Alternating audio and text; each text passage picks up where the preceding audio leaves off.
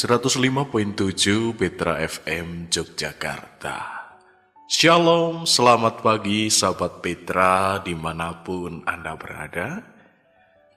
Dari Jalan Damai, saya Pendeta Julius Setiawan menyapa Anda dalam Renungan Embun Pagi edisi hari ini, hari Sabtu 20 Juni 2026. Sahabat Petra, sebelum bersama kita mendengar firman Tuhan pada pagi hari ini, mari bersama kita berdoa memohon berkat Tuhan menerangi hati kita. Ya Tuhan Allah Bapa kami mengucap syukur untuk segala rahmat yang Kau berikan bagi kami. Sehingga di waktu ini Engkau memperkenankan kami semua untuk boleh bersama-sama menghayati dan juga merasakan betapa besarnya cinta kasih-Mu bagi hidup kami. Tuhan, kami saat ini hendak mendasari langkah-langkah hidup kami dengan memperhatikan sabda-Mu. Biarlah sabda-Mu ini sungguh menjadi berkat kekuatan yang menuntun langkah kehidupan kami, sehingga hidup kami semakin hari semakin serupa dengan kehendak-Mu. Kami menyambut firman-Mu dalam nama Tuhan Yesus Kristus. Amin. Bacaan firman Tuhan saat ini akan kita dengarkan bersama dari Lukas 11 ayat 53 sampai Lukas 12 ayat yang ketiga. Lukas 11 ayat 53 dan Lukas 12 ayat 1 sampai 3 menjadi bacaan bagi kita. Dan setelah Yesus berangkat dari tempat itu, ahli-ahli Taurat dan orang-orang Farisi terus mengintai dan membanjirinya dengan rupa-rupa soal. Untuk itu mereka berusaha memancingnya supaya mereka dapat menangkapnya berdasarkan sesuatu yang diucapkannya. Sementara itu, beribu-ribu orang banyak telah berkerumun, sehingga mereka berdesak-desakan. Lalu Yesus mulai mengajar pertama-tama kepada muridnya. Katanya, waspadalah terhadap ragi, yaitu kemunafikan orang Farisi. Tidak ada sesuatu pun yang tertutup, yang tidak akan dibuka, dan tidak ada sesuatu pun yang tersembunyi, yang tidak akan diketahui. Karena itu, apa yang kamu katakan dalam gelap, akan kau dengarkan dalam terang. Dan apa yang kau bisikkan ke telinga di dalam kamar, akan diberitakan di atas atap rumahmu. Demikianlah Injil Yesus Kristus. Berbahagia kita yang mendengar firman Tuhan dan memelihara di dalam kehidupan kita sehari-hari. Haleluya.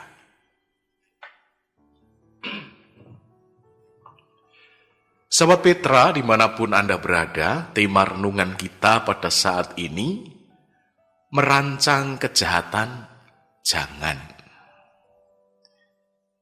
Sahabat Petra, kalau kita memperhatikan kehidupan kita sehari-hari, sepertinya hampir tidak ada kejahatan yang terjadi secara mendadak. Tidak ada perselingkuhan yang terjadi hanya dalam satu waktu, semalam ketemu langsung selingkuh. Pasti sudah sir-siran jauh-jauh hari sebelumnya. Begitupun korupsi. Korupsi tidak dimulai dengan angka miliaran langsung, enggak. Pasti dari yang kecil-kecil dulu. Kok aman, baru nambah. Begitupun persahabatan yang hancur biasanya pun tidak rusak di dalam sehari. Semuanya mungkin berawal dari sesuatu yang kecil, yang dibiarkan tumbuh terus-menerus. Ada kekecewaan yang dipelihara, Ada iri hati yang tidak dibereskan. Ada teguran yang tidak diterima dengan rendah hati. Lalu kemudian semuanya berubah menjadi niat tidak baik. Dan ketika niat itu terus terpelihara, ia akan menjadi rancangan. Dan kalau rancangan itu terus kemudian dihidupi, lahirlah tindakan. Karena itu saudara-saudara, Alkitab berkali-kali mengingatkan bahwa persoalan terbesar manusia itu sesungguhnya bukan apa yang dilakukan oleh tangannya, tetapi apa yang sedang dikerjakan di dalam hatinya. Nah, sahabat Petra, bacaan kita hari ini juga dimulai dengan suasana yang cukup menegangkan. Pada saat itu Tuhan Yesus baru saja mengecam orang Farisi dan juga ahli-ahli Taurat. Dan tentu tujuan Yesus menegur mereka itu adalah membawa mereka kepada pertobatan. Tetapi yang terjadi malah justru sebaliknya. Lukas mencatat bahwa bukannya bertobat, mereka malah mulai memusuhi Yesus dan berusaha untuk menjebaknya. Dan kalau kita membaca teks aslinya, ada hal-hal yang menarik yang disampaikan di sana. Lukas memakai kata yang menggambarkan seperti seorang pemburu yang sedang mengintai mangsa. Jadi sebetulnya mereka bukan lagi sedang mencari kebenaran, tetapi mereka menyusun perangkap untuk Yesus. Dan inilah yang menjadi hal-hal ironis. Orang-orang yang paling kenal dengan kitab suci, sebagaimana orang Farisi dan ahli Taurat, justru ingin merancangkan kejahatan terhadap Sang Firman itu sendiri. Nah, saudara-saudara, dari sinilah kita belajar satu hal, bahwa orang yang mengenal firman Tuhan rupanya tidak selalu berarti otomatis hidupnya dekat dengan kehendak Tuhan. Begitupun pengetahuan agama yang tinggi rupanya tidak otomatis membuat seseorang memiliki hati yang benar. Karena itu ketika memasuki pasal 12, Tuhan Yesus tidak lagi berbicara kepada orang Farisi, melainkan kepada murid-muridnya dikhususkan. Para murid diperingatkan pertama-tama supaya mereka waspada terhadap ragi orang Farisi, yaitu kemunafikan. Mereka disuruh hati-hati terhadap mereka. Karena sekalipun mereka itu pintar secara agama, tetapi rupanya mereka munafik. Nah, sahabat Petra, mengapa Yesus memakai gambaran ragi? Kita tahu ragi itu bekerjanya walaupun sedikit, senyap, diam-diam begitu ya. Tetapi nantinya akan memenuhi seluruh adonan. Nah, begitupun juga dengan kemunafikan itu, ia tidak muncul sekaligus, tetapi sedikit demi sedikit. Nah, kadang begitupun juga di dalam kehidupan kita, sahabat Petra. Seringkali kemunafikan itu juga tidak selalu langsung, tetapi kemudian bertahap. Dari hal-hal yang kecil yang kita sembunyikan, lalu kemudian menjadi besar. Awalnya kita mungkin hanya ingin menjaga nama baik. Lama-lama lebih sibuk menjaga penampilan daripada menjaga hati. Awalnya kita hanya ingin dipuji orang. Tetapi lama-lama lebih takut kehilangan pujian manusia daripada kehilangan perkenanan Tuhan. Dan tanpa sadar, kita bisa saja mulai hidup dengan dua wajah. Satu wajah untuk orang lain dan satu wajah disembunyikan untuk diri kita sendiri. Padahal kata munafik sendiri dalam bahasa Yunani menggunakan kata hipokrites, di mana hipokrites itu dimulai dipakai untuk seorang pemain sandiwara yang memakai topeng. Artinya di sini yang dipersoalkan Tuhan Yesus bukan sekedar perilaku orang Farisi, tetapi ketidaksesuaian antara apa yang mereka tampilkan dengan apa yang sesungguhnya ada di dalam hati mereka. Nah, sahabat Petra, bukankah ini juga menjadi pergumulan bagi kita dalam kehidupan sehari-hari? Kadang-kadang kita tampak baik di luar, tetapi di dalam hati kita menyimpan iri. Di depan kita bisa tersenyum, tetapi di belakang kita kecewa dan memelihara kepahitan. Kita rajin beribadah, tetapi susah untuk mengampuni. Kita aktif melayani, tetapi mudah tersinggung.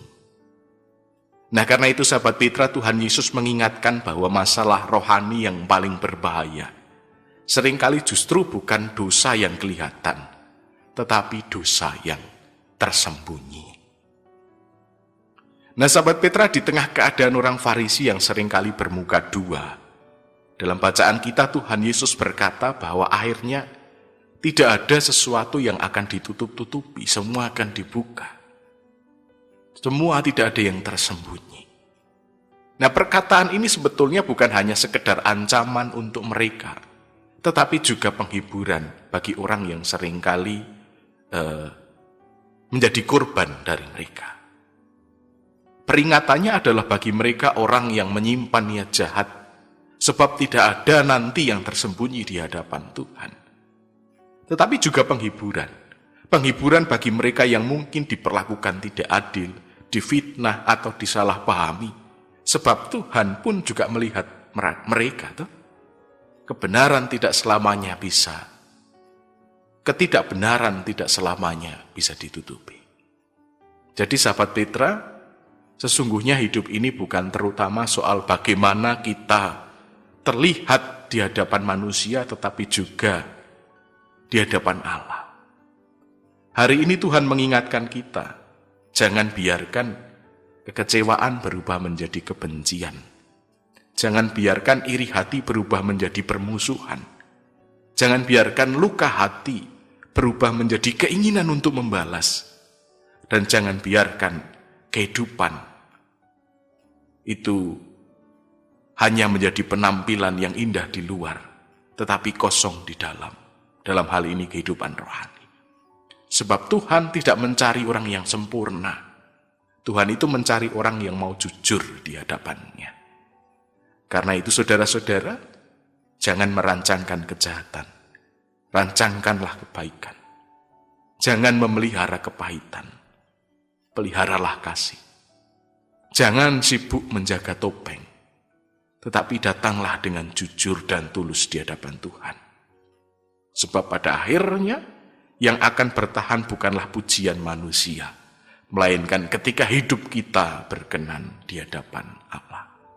Kiranya kita semua dimampukan untuk mendengar dan menghidupi firman Tuhan ini. Amin. Mari kita bersama-sama berdoa.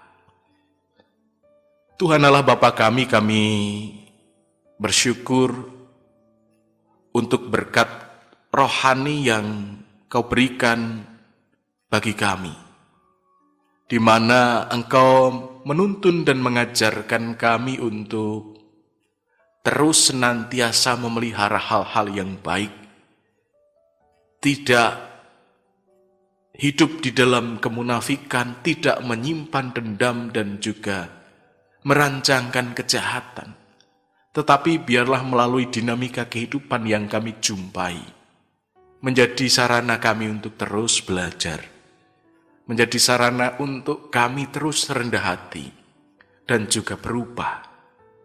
Maka Tuhan lembutkanlah hati kami, Tuhan berkatilah diri kami, sehingga kami semua boleh dapat hidup seturut dengan kehendak-Mu yang senantiasa mengutamakan kasih.